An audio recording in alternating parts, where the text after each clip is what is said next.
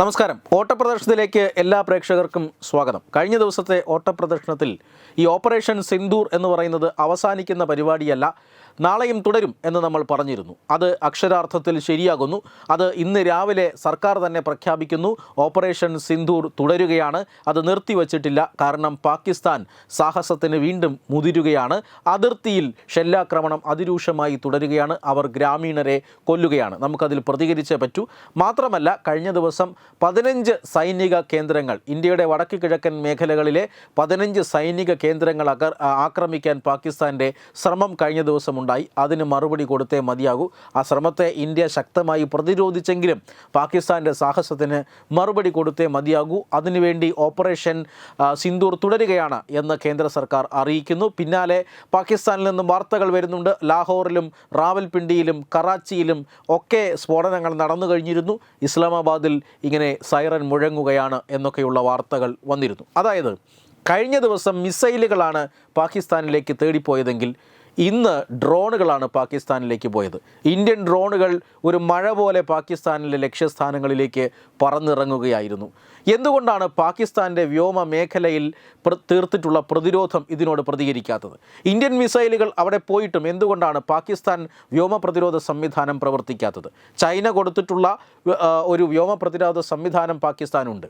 അത് ഇന്ത്യൻ മിസൈലുകളിൽ നിന്നും പാകിസ്ഥാനെ സംരക്ഷിക്കും എന്നാണ് പാകിസ്ഥാൻ ഇതുവരെ വിശ്വസിച്ചിരുന്നത്. പക്ഷേ കഴിഞ്ഞ ദിവസം ഇന്ത്യയിൽ നിന്ന് തൊടുത്തുവിട്ട മിസൈലുകളെല്ലാം കൃത്യമായി ലക്ഷ്യസ്ഥാനം കാണുന്നു. 24 മിസൈലുകളിൽ 24 ലക്ഷ്യസ്ഥാനം കാണുന്നു. പാകിസ്ഥാൻ പ്രതിരോധ സംവിധാനത്തിന്, അതായത് ചൈന നൽകിയ പാകിസ്ഥാൻ പ്രതിരോധ സംവിധാനത്തിന് ഒന്നും ചെയ്യാൻ കഴിഞ്ഞില്ല.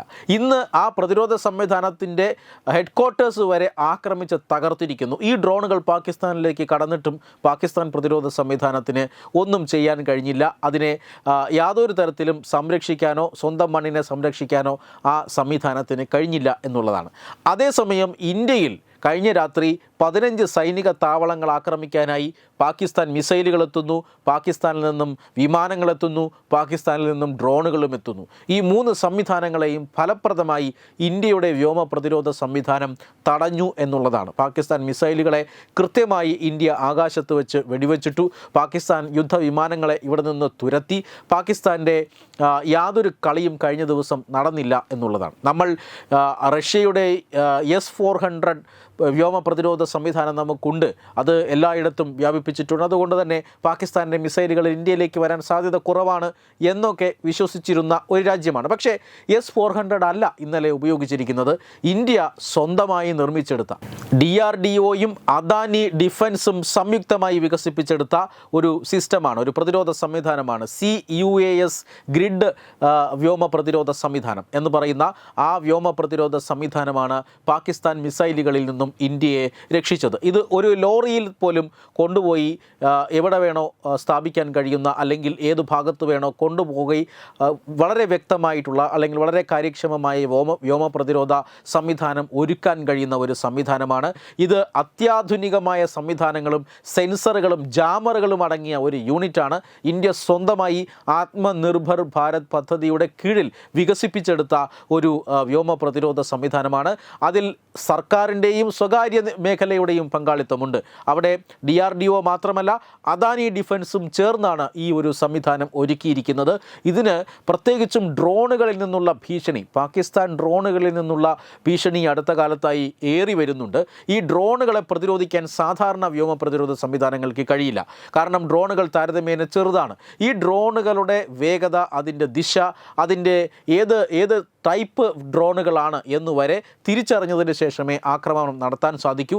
അങ്ങനെയുള്ള സംവിധാനങ്ങളുള്ള AI-യും അതുപോലെ തന്നെ മെഷീൻ ഇൻ്റലിജൻസും ഒക്കെ ഉൾപ്പെടുത്തിയിട്ടുള്ള ഒരു വ്യോമ പ്രതിരോധ സംവിധാനമാണ് ഈ DRDOയും അദാനിയും ഒരുമിച്ച് വികസിപ്പിച്ചിട്ടുള്ള CUAS ഗ്രിഡ് എന്ന് പറയുന്ന വ്യോമ പ്രതിരോധ സംവിധാനം. ഇത് തീർച്ചയായും ഇതിലെ സെൻസറുകൾ ഏത് തരത്തിലുള്ള ഡ്രോണുകളാണ്, അതിൻ്റെ ഫീച്ചേഴ്സ് എന്തൊക്കെയാണ്, അതിൻ്റെ ഭാരം എത്രയാണ്, അതിൻ്റെ ദിശ എത്രയാണ്, അതിൻ്റെ സ്പീഡ് എത്രയാണ്, എവിടെയാണ് എന്നെല്ലാം കൃത്യമായി തിരിച്ചറിഞ്ഞ ശേഷം ആക്രമണം നടത്തുന്നുവെന്ന് മാത്രമല്ല, ഈ വ്യോമ പ്രതിരോധ സംവിധാനത്തിലുള്ള ജാമറുകൾ ഈ പറയുന്ന അല്ലെങ്കിൽ രാജ്യത്തിനകത്തേക്ക് വരുന്ന ഡ്രോണുകളെ നിയന്ത്രിക്കുന്ന ശക്തികളെ അവിടെ തടയാനും ഈ ഡ്രോണുകളെ തെറ്റിദ്ധരിപ്പിക്കാനും ഒക്കെ കഴിവുള്ള ഒരു സംവിധാനമാണ്. ഈ സംവിധാനമാണ് കഴിഞ്ഞ രാത്രിയിൽ ഇന്ത്യയിൽ 15 ഇടങ്ങളിൽ ആക്രമണം നടത്താൻ ലക്ഷ്യമിട്ടുവന്ന പാകിസ്ഥാൻ മിസൈലുകളെയും ഡ്രോണുകളെയും തകർത്തത് എന്ന വാർത്തയാണ് ഇപ്പോൾ പുറത്തു വരുന്നത്. എന്തായാലും ഒരു കാര്യം ഉറപ്പാണ്, ചൈന നാണം കെട്ടിരിക്കുന്നു. കാരണം ഇന്ത്യൻ മിസൈലുകളെയോ ഡ്രോണുകളെയോ പ്രതിരോധിക്കാൻ ചൈന പാകിസ്ഥാന് നൽകിയ ഈ വ്യോമ പ്രതിരോധ സംവിധാനത്തിന് കഴിഞ്ഞില്ല. അതേസമയം നമ്മൾ അതൊരിടത്തു നിന്നും വാങ്ങിയതല്ല, നമ്മൾ തന്നെ വികസിപ്പിച്ചെടുത്ത DRDOയും അദാനി സിസ്റ്റംസും ചേർന്ന് വികസിപ്പിച്ചെടുത്ത വ്യോമ പ്രതിരോധ സംവിധാനമാകട്ടെ കാര്യക്ഷമമായി പ്രവർത്തിക്കുകയും ചെയ്തു. അതാണ് ഇന്നത്തെ 2ാം ദിനത്തിൽ ഇന്ത്യക്ക് മേൽക്കൈ നേടിക്കൊടുത്ത ഘടകവും. വെബ് ഡെസ്ക് തത്വമൈ ന്യൂസ്. തുമ്പമൺ ശ്രീ വടക്കുംനാഥൻ ക്ഷേത്രം, അമ്പലക്കടവ്, പത്തനംതിട്ട. ശ്രീമദ് സ്കന്ദപുരാണ മഹാസത്രം. നമസ്കാരം, ഞാൻ അഡ്വക്കേറ്റ് ശങ്കുട്ടി ദാസ്. ഈ വരുന്ന മെയ് 11 മുതൽ തുമ്പമൺ ശ്രീ വടക്കുംനാഥ ക്ഷേത്രത്തിൽ ശ്രീ സ്കന്ദപുരാണ മഹാസത്രം നടക്കുന്നതായിട്ടുള്ള വിവരം വളരെ സന്തോഷപൂർവ്വമാണ് അറിഞ്ഞത്. എൻ്റെ അറിവിൽ കേരളത്തിൽ ആദ്യമായിട്ടാണ് സുബ്രഹ്മണ്യസ്വാമിക്ക് വേണ്ടി ഒരു പുരാണ സത്രം അരങ്ങേറുന്നത്. ആ സത്രത്തിന് എൻ്റെ എല്ലാവിധ ആശംസകളും അറിയിക്കുന്നു.